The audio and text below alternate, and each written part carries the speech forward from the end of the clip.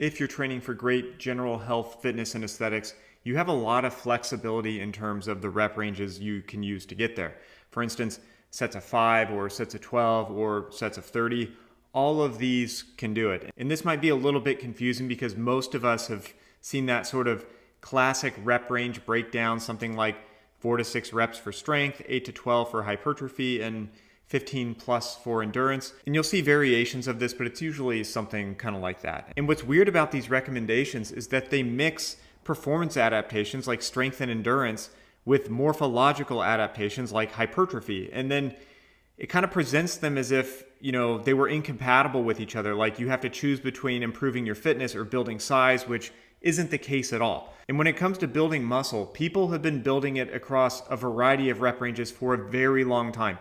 Great aesthetics have been built with high reps and low reps and everything in between. And now in the research, you'll see it suggested that pretty much anything around 5 to 35 reps per set, provided sets are taken to or close to muscular failure, can result in pretty much equal growth on average. And it's not like those are hard cutoffs either. It's more like the directionality of the relationship between rep range and growth response. And as you go below or above that general range, you're probably going to get less growth on a per set basis. But when it comes to building fitness, getting stronger at any rep range is likely to improve both strength and endurance. And while low reps do emphasize strength development and high reps do emphasize muscular endurance, long-term progression at either end of the spectrum is likely to have a positive carryover to the other end, especially relative to being untrained. So for instance, if you only ever did sets of 20 and you worked your way up from doing band-assisted pull-ups all the way up to a set of 20 with a 45-pound vest, your 1 rep max pull-up will have improved a lot. There's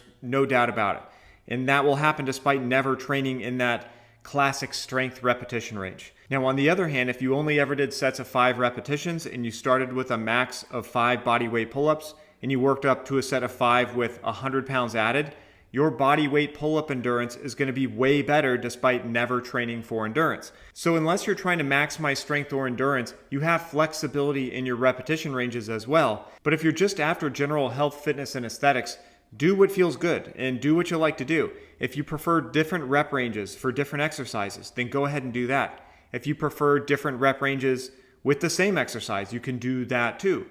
If you find yourself more likely to be injured with high reps or low reps, then train based around that. And even though the growth response on average is likely to be the same, if you find that you just make better progress training at a particular repetition range, then there's nothing wrong with doing that for as long as it works for you. So I hope that makes sense. If you guys have any questions, let me know. Thanks for watching, and I'll see you next time.